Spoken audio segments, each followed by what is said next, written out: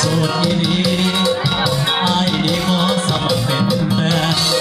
ฝากนาวาฮักจริงมันแย่ขอเป็นแฟนได้บ่ทาวางาน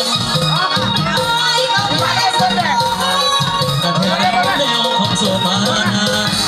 เลิกจากคนสิไปหาอยู่บ้าน3 วันสิพาแม่ไปยา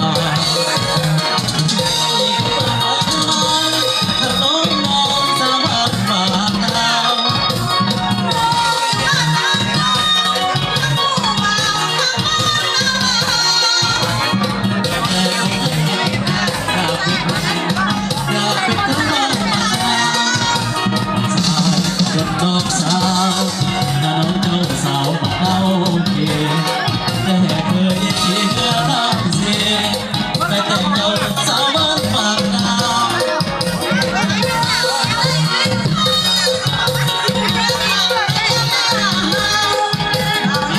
สาวบ้านปากน้ำ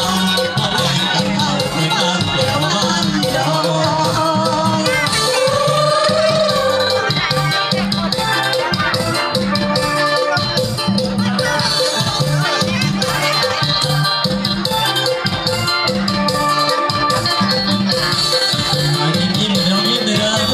ขอให้ได้เข้าไปก็ยิ่งสิเข้าไปเสียแล้ว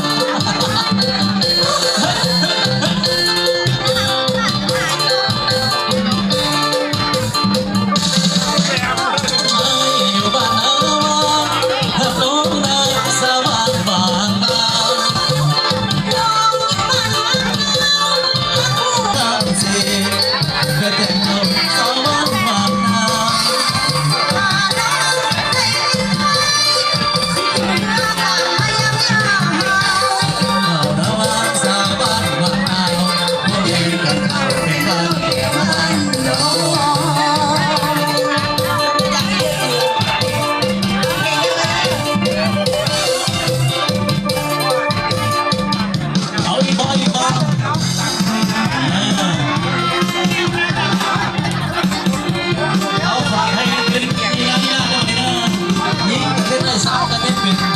ดีชีทั้งพี่น้องทั้งแฟนของพักทั้งหลายเจ้าเพียงนี้นะ